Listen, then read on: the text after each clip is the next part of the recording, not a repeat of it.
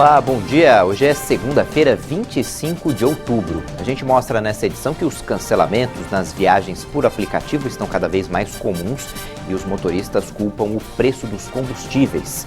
O Brasil deve criar mais de 500 mil de vagas de emprego temporário nesse fim de ano. No Sudão, na África, o primeiro-ministro foi preso no que tudo indica ser um golpe de Estado. As investigações sobre a morte da diretora de fotografia Halina Hutchins durante as gravações de um filme se concentram no tipo de arma usada em uma cena. Na sexta-feira, ela foi atingida por um tiro disparado acidentalmente pelo ator Alec Baldwin. A apuração se concentrava na especialista encarregada da arma e no ajudante de direção que a entregou ao ator americano.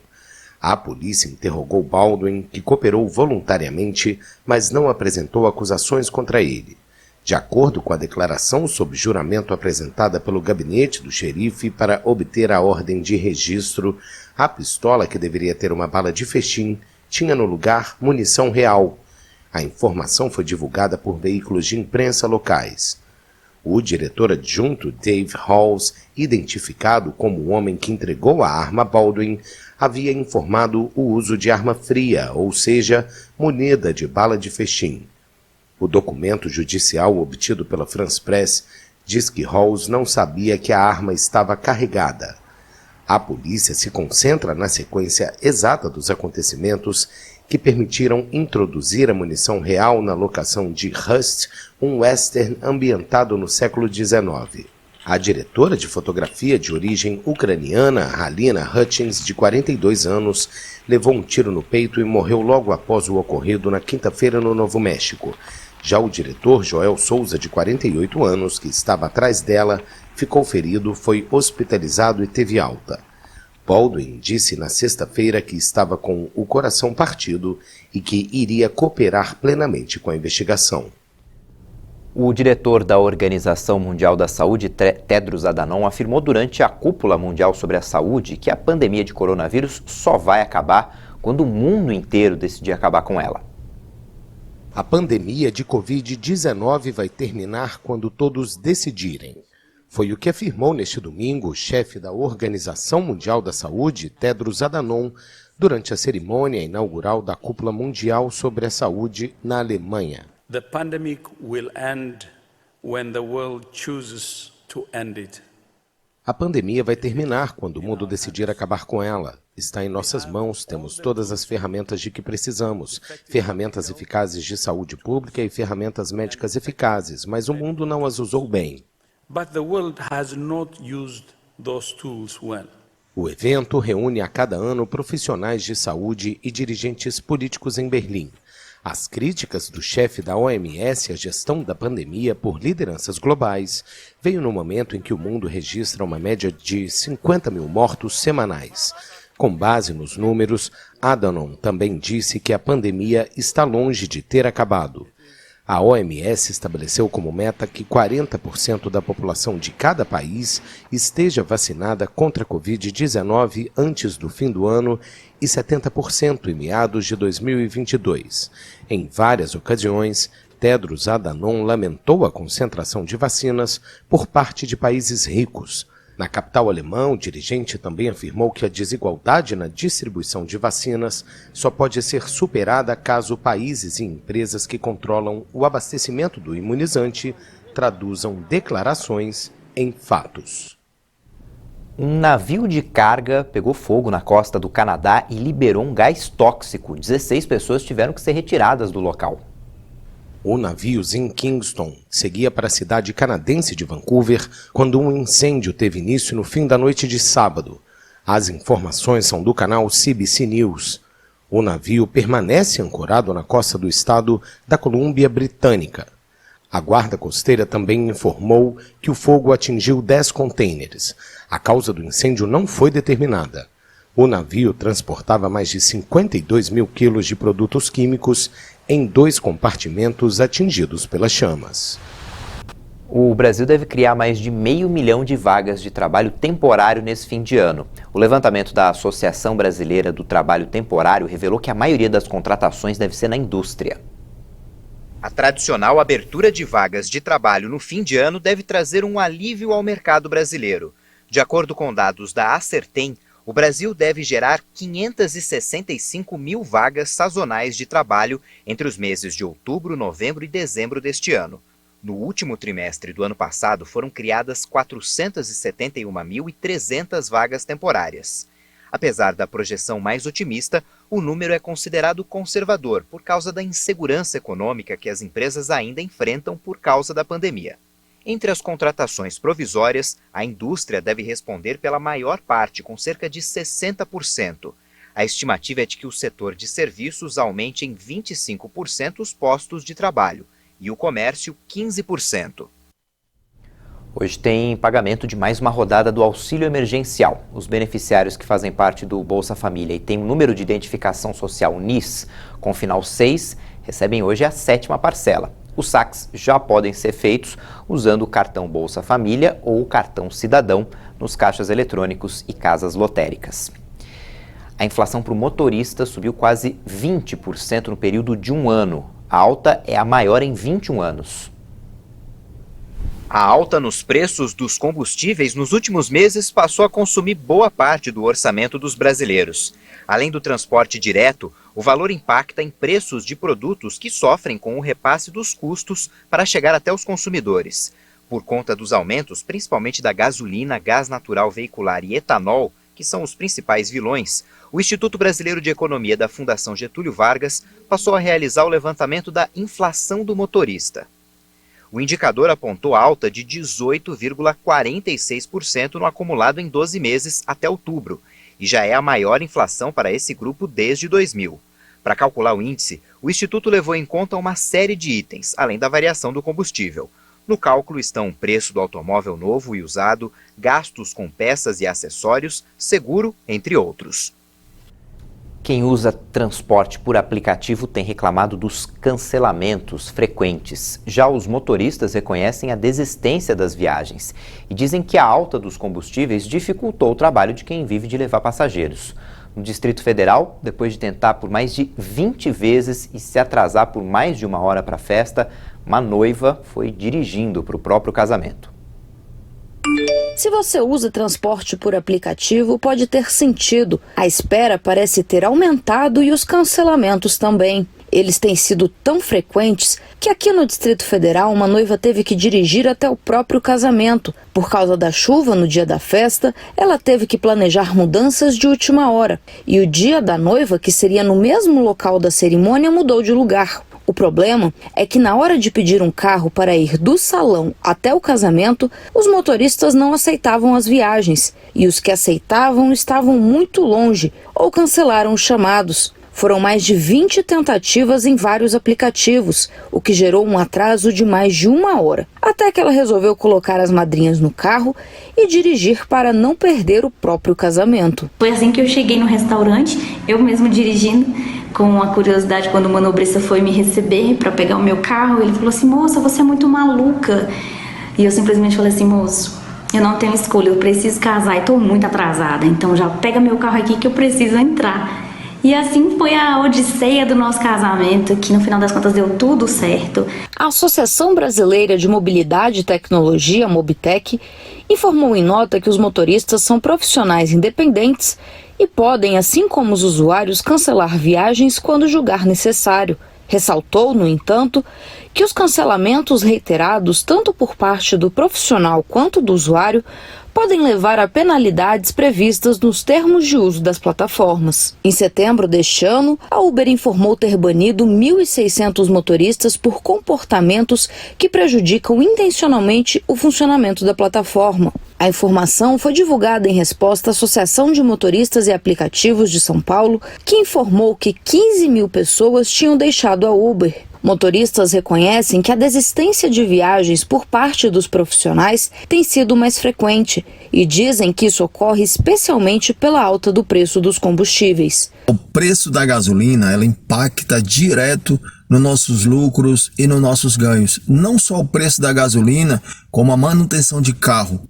Aumentou muito, troca de óleo, todo tipo de manutenção. O André, que foi motorista por mais de um ano no Distrito Federal, abandonou o trabalho e resolveu empreender em outra área. Eu parei de trabalhar com a Uber porque para mim não estava mais valendo a pena, né? Eu alugava o carro e pagando muito alto no combustível, né? Um valor muito alto. Com o valor do aluguel do carro e do combustível, eu estava praticamente pagando para trabalhar. Aí eu decidi parar, né? E hoje eu estou empreendendo, né? Estou com agência de viagens, com foco na Chapada dos Veadeiros, trabalhando com ecoturismo. E embora a percepção recente de alguns usuários seja de queda no número de motoristas prestando serviço nos aplicativos, dados do Instituto de Pesquisa e Economia Aplicada mostram o contrário. Segundo o IPEA, mais de 1 milhão de pessoas trabalham no transporte de passageiros no regime por conta própria. Em 2016, quando começou a análise dos dados, eram 840 mil trabalhadores no setor. Em 2020, no pico da pandemia, houve uma redução. Mas nos 2 primeiros trimestres deste ano, foi constatado um aumento de 37% em relação ao verificado em 2016. A Uber informou que possui 1 milhão e 100 mil motoristas cadastrados. Já a 99 disse em nota que são 750 mil motoristas parceiros em todo o país. A empresa afirma que não constatou redução e sim aumento na demanda. Para manter o equilíbrio, a 99 reajustou entre 10% e 25% os ganhos dos motoristas parceiros nas 1.600 cidades onde a empresa opera e lançou um pacote de iniciativas que prevê repasse integral do valor da corrida aos parceiros em locais e horários específicos. Mesmo os aplicativos, as plataformas aí dando um reajuste, né? Para os motoristas que ocorreu aí nos últimos meses, não tem sido suficiente, porque o combustível aumentando constantemente tem consumido todo o nosso ganho.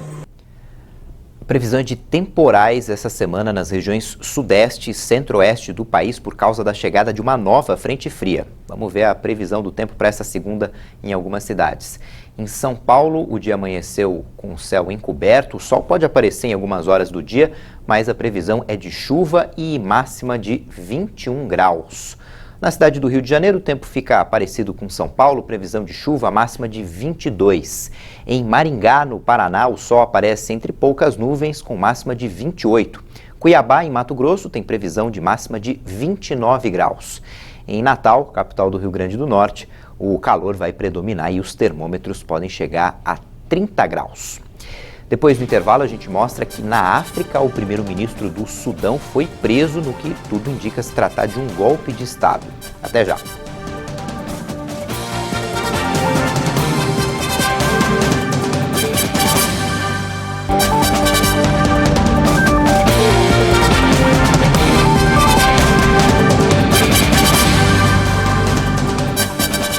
Oito e 47, horário de Brasília. O país registrou menos de 200 mortes por Covid-19 em 24 horas. A média móvel segue abaixo de 400 vítimas diárias. O Ministério da Saúde confirmou 187 novas mortes por Covid-19 no Brasil de um dia para o outro.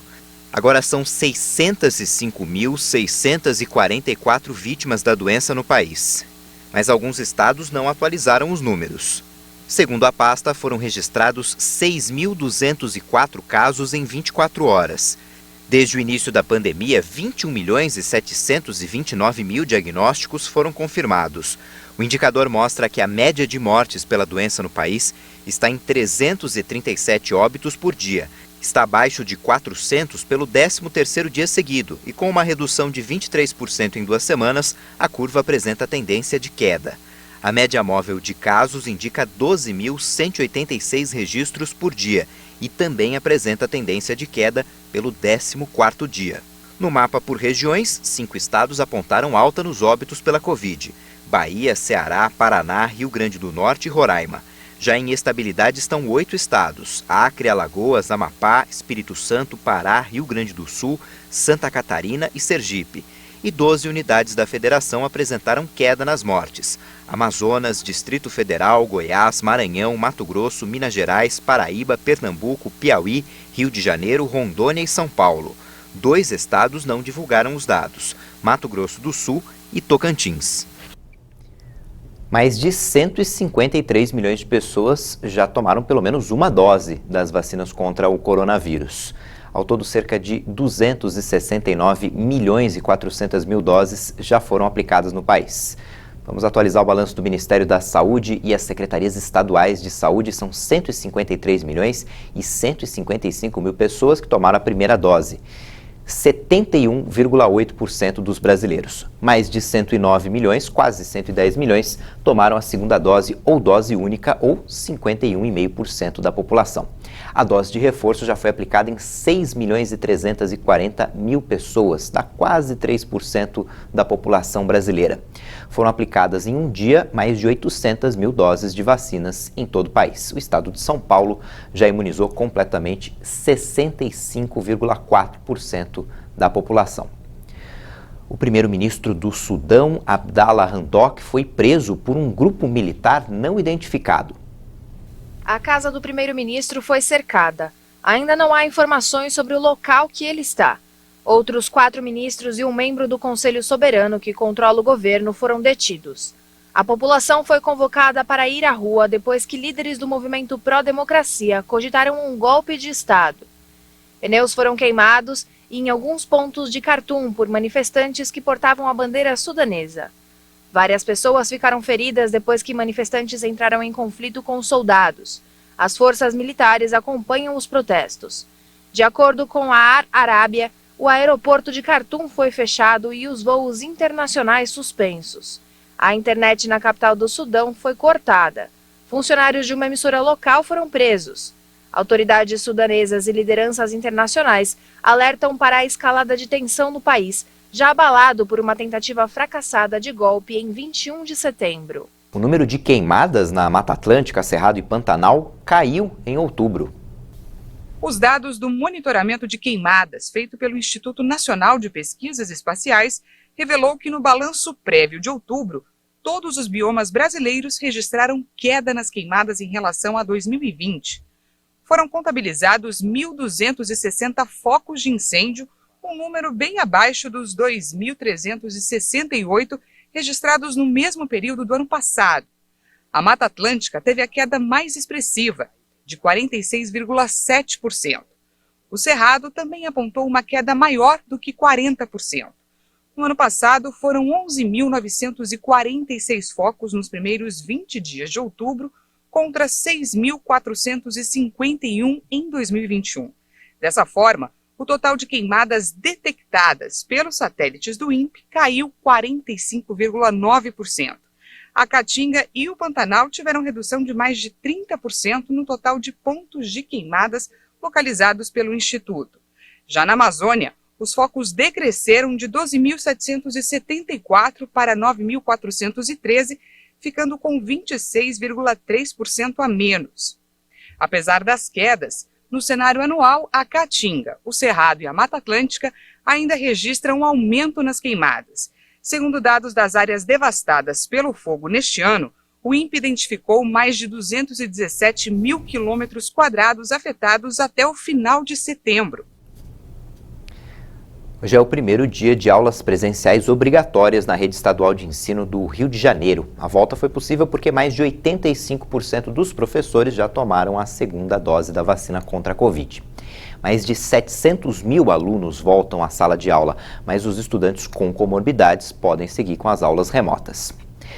A Pfizer informou que a vacina produzida pela farmacêutica é segura e 90,7% eficaz contra a Covid-19 em crianças de 5 a 11 anos. A Pfizer-BioNTech está buscando a autorização da Agência Reguladora de Medicamentos dos Estados Unidos para o uso emergencial da vacina em 2 doses para crianças dessa faixa etária com 3 semanas de intervalo.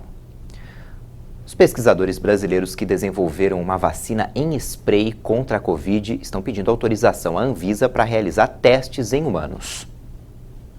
A equipe do Hospital das Clínicas da USP, responsável pelo desenvolvimento de uma vacina anti-Covid brasileira em forma de spray nasal, protocolou na Agência Nacional de Vigilância Sanitária o pedido para testes em humanos. Se receber o aval, a chamada fase 1 e 2 dos ensaios clínicos devem começar nos próximos meses. Essas etapas avaliam a toxicidade da vacina e sua capacidade de induzir resposta imune. Caso tenha sucesso nos testes, a ideia é que o novo imunizante, que não precisa de agulhas, seja utilizado como dose de reforço contra a Covid.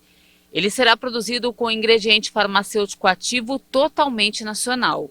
O imunizante deve ser aplicado em quem completou o ciclo vacinal contra a Covid com a vacina da AstraZeneca. Caso tenha sucesso nessa etapa, que deve durar de 2 a 3 meses, o ensaio clínico de fase 3 vai avaliar a eficácia do imunizante contra a infecção pelo SARS-CoV-2. Os testes devem ser feitos em cerca de 270 voluntários com idades de 18 a 59 anos. Destes, 180 recebem a vacina e 90 o placebo. O grupo que receber o imunizante vai ser subdividido para que os pesquisadores analisem a eficácia da vacina em diferentes dosagens. Uma das vantagens dessa vacina, desenvolvida por brasileiros, é que ela usa proteínas do vírus e não o genoma ou o vírus inativo inteiro. Com isso, pode ser facilmente atualizada para proteger contra variantes em circulação ou que surgirem futuramente. Essa edição fica por aqui. No YouTube você pode rever nossas reportagens e daqui a pouco, 10 da manhã no horário de Brasília, tem outras informações com a Patrícia Velenic. Tchau, bom dia e boa semana.